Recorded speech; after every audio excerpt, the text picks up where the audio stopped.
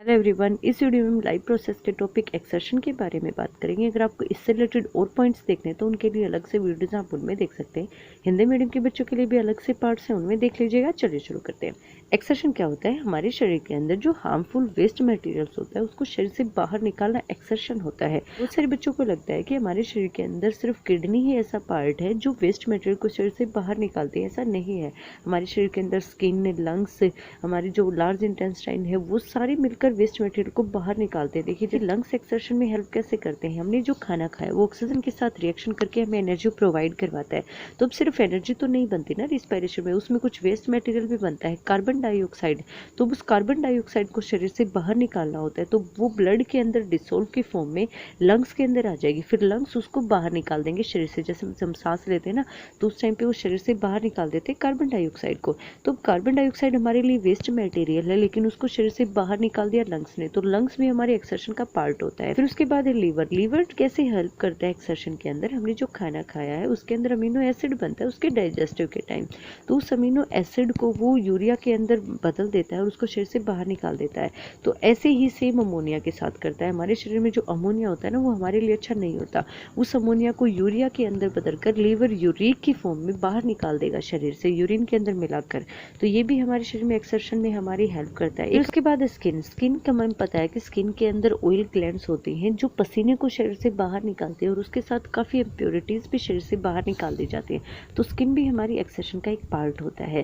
तो ऐसे ही large intestine के अंदर होता है। लार्ज इंटेस्टाइन में जो भी हमने खाना खाया है, स्मॉल इंटेस्टाइन के अंदर जो न्यूट्रिशन है उनका एब्जॉर्प्शन हो चुका है, उसके बाद जो वेस्ट मटेरियल बचता है उसको लार्ज इंटेस्टाइन की हेल्प से शरीर से बाहर निकाल दिया जाता है।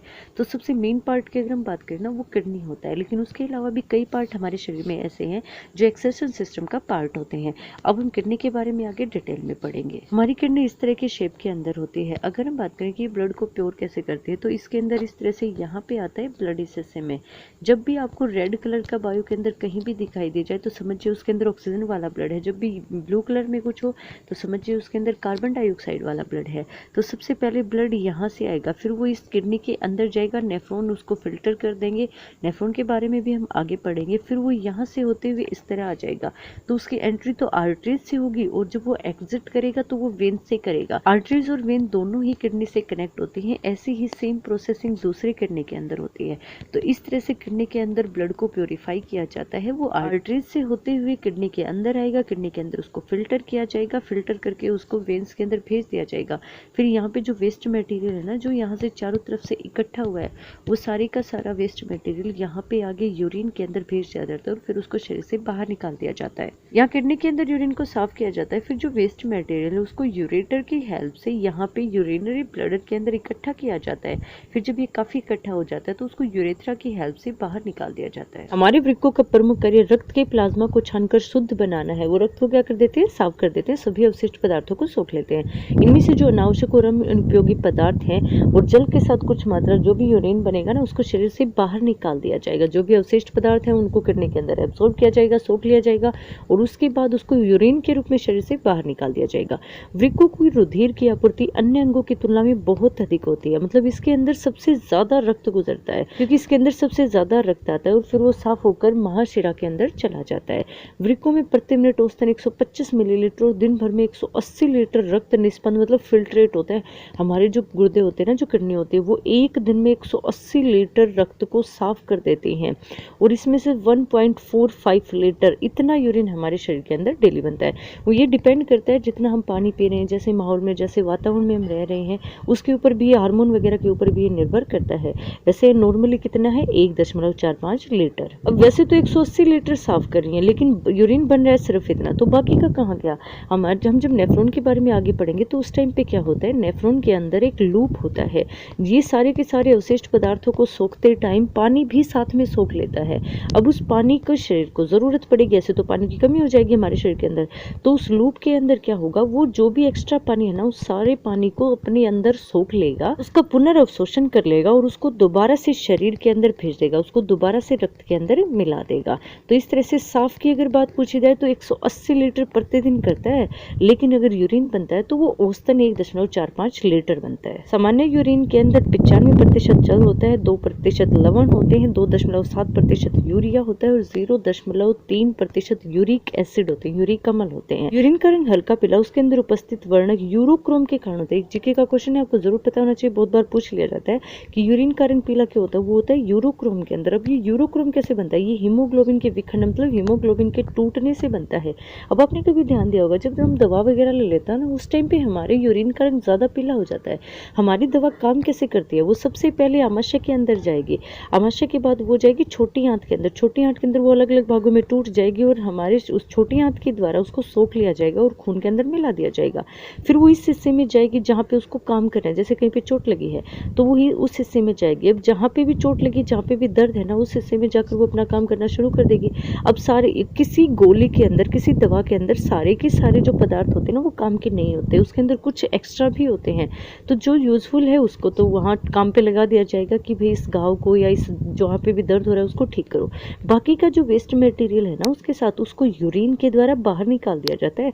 तो इसलिए जब हम कोई दवा वगैरह ले लेते हैं उस टाइम पे हमारे यूरिन का रंग ज्यादा पीला हो जाता है, वो इसी वजह से होता है। तो अगर आपसे वैसे पूछा जाए कि यूरिन का रंग पीला किसकी वजह से होता है, तो वो यूरोक्रोम की वजह से होता है। हमारे शरीर के अंदर जो यूरिन होता है वो अम्लीय होता है। अम्लीय और क्षारीय दो तरह के पदार्थ होते हैं, तो वो अम्लीय होता है। इसका पीएच मान 6 होता है।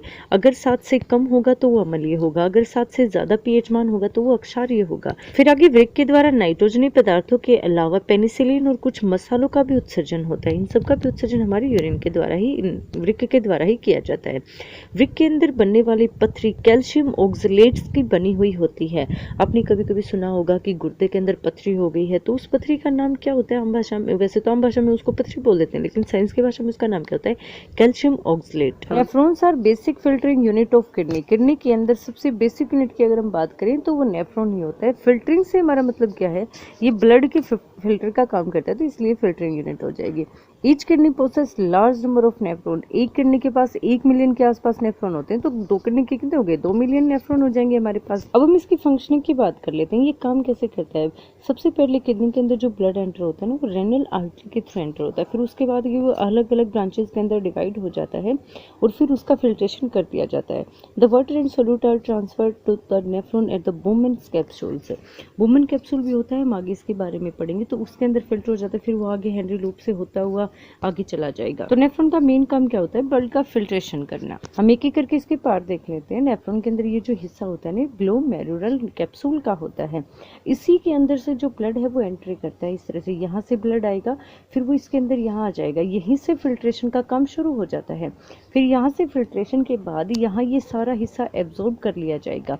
ब्लड का काफी सारा हिस्सा एब्जॉर्ब कर लिया जाता है इसके अंदर।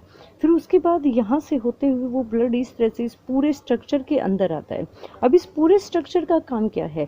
यहाँ जब फिल्ट्रेशन का काम शुरू हुआ तो उस टाइम पे बहुत सारा हिस्सा ब्लड का एब्जॉर्ब कर लिया गया।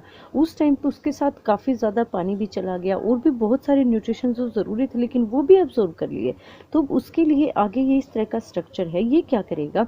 जब इसके अंदर से ब्लड फ्लो करेगा तो उस टाइम पे जो भी एक्स्ट्रा वाटर है उसको ये दोबारा से एब्जॉर्ब कर लेगा। फिर उसके बाद जब इसके अंदर से सभी के सभी न्यूट्रिशन वगैरह एब्जॉर्ब कर लिए जाएंगे, जो भी एक्स्ट्रा वाटर है वो भी एब्जॉर्ब कर लिया जाएगा, तो फिर वो यहाँ से होते हुए इस तरह से इस कलेक्टिंग डक्ट के अंदर आ जाता है। जैसे बहुत सारे नेफ्रॉन है और हर नेफ्रॉन के साथ एक कलेक्टिंग डक्ट होती है। तो इस तरह से सारे का सारा जो भी वेस्ट मटेरियल है वो एक जगह पे इकट्ठा हो जाएगा और फिर उसको शरीर से बाहर निकाल दिया जाएगा। देखिए, सबसे पहले ब्लड यहाँ आएगा इस हिस्से के अंदर। यहाँ पे पहले तो बड़ी वेसल्स होती हैं, फिर वो आगे छोटे छोटे भागों में बढ़ जाती हैं, तो उस टाइम पे उनका एब्जॉर्प्शन हो जाता है। तो सबसे पहले यहाँ फिल्ट्रेशन स्टार्ट हो जाता है। फिर उसके बाद जो भी, अब इसके अंदर बहुत सारा एक्स्ट्रा वाटर वगैरह साथ में एब्जॉर्ब कर लिया जाता है और बहुत सारे न्यूट्रिशन वगैरह भी एब्जॉर्ब कर लिए जाते हैं। तो फिर इस तरह से ये इस लूप के अंदर जाएगा। लूप ऑफ नेफ्रॉन भी बोल सकते हो, हेनरी लूप भी बोल सकते हो। फिर ये उसके अंदर जाएगा। उसके अंदर यहाँ इसके अंदर क्या किया जाएगा?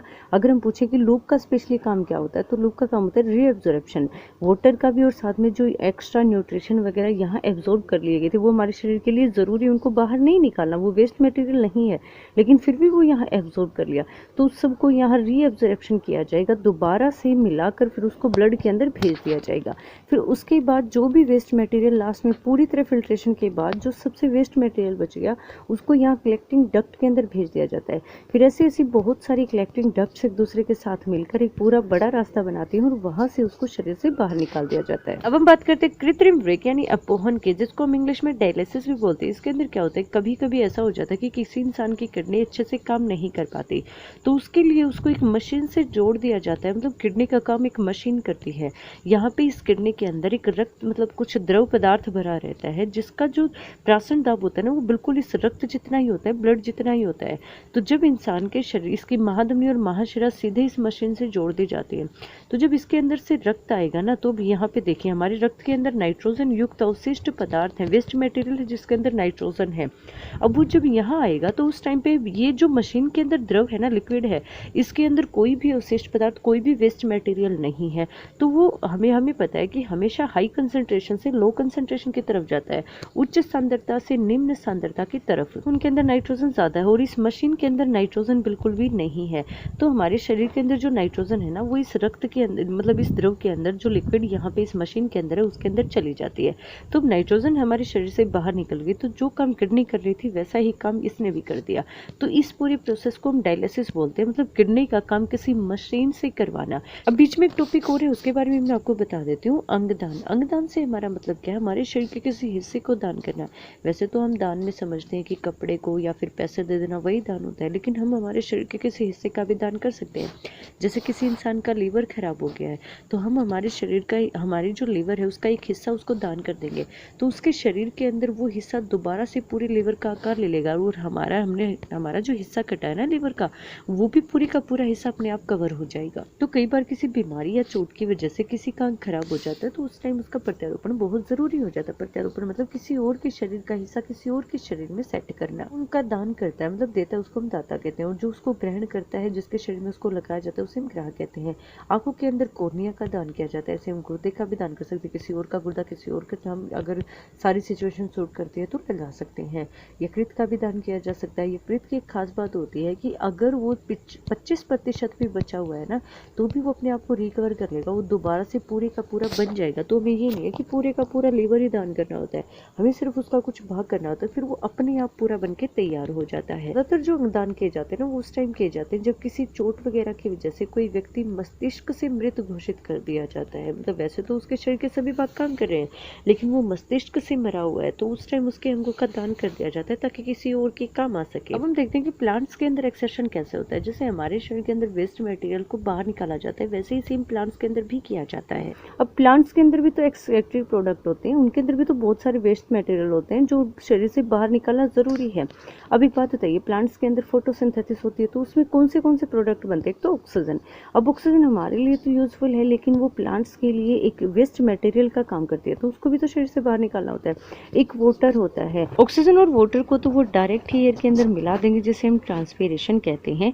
और क्या करते हैं प्लांट्स, वो जो भी डेड सेल वगैरह है ना, उन सबको लीव्स के अंदर इकट्ठा करते रहते हैं, पत्तियों के अंदर इकट्ठा करते रहते हैं, फिर उस पत्ती को ही वो नीचे गिरा देंगे। तो इस तरह से भी वो डेड सेल को अलग कर देते हैं। एक जो जाइलम होता है ना, जाइलम और फ्लोएम, जो हम पीछे पढ़ चुके हैं, जाइलम क्या होता है, वो डेड सेल के साथ मिलकर बना हुआ होता है, और जो फ्लोएम होता है ना, वो लिविंग जो सेल्स होते हैं उनसे मिलकर बनता है।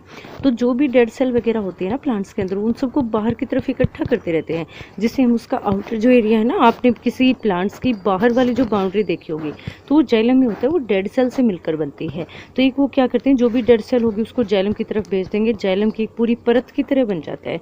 तो इस तरह से भी वो डेड सेल को बाहर की तरफ निकाल देते हैं। वो उनको एक्सेशन ही है उनका, वो बाहर निकाल रहे हैं उसको। जिन और गम की फॉर्म में भी वो बाहर निकाल देते हैं जो भी वेस्ट मटेरियल होता है। आपने किसी पेड़ के चारों तरफ गोंद जैसा कुछ देखा होगा, गोंद जिसको हम आम भाषा में बोल देते हैं, तो वो भी पौधों के लिए, प्लांट्स के लिए एक वेस्ट मटेरियल ही होता है। बहुत सारे प्लांट्स सोइल के अंदर, मिट्टी के अंदर भी बहुत सारे वेस्ट मटेरियल को छोड़ देते हैं, मिला देते हैं। तो कई तरीके हैं, एयर के अंदर डायरेक्ट मिला देना जैसे ऑक्सीजन और वाटर, एक पत्तों के अंदर, लीव्स के अंदर इकट्ठा करना, फिर उस लीव्स को, उस पत्ते को ही नीचे गिरा देना, दूसरा मिट्टी के अंदर मिला देना, या फिर बाहर की तरफ डेड सेल जैसे जाइलम है, जाइलम के फॉर्म में उसको बाहर निकाल देना। आई होप आपको सारे पॉइंट अच्छे से समझ आ गए होंगे। अगर अभी भी कहीं पे कोई प्रॉब्लम है तो आप मुझे कमेंट करके बता सकते हैं। अगर आपने अभी तक चैनल को सब्सक्राइब नहीं किया तो चैनल को सब्सक्राइब कर लीजिए। Thank you very much.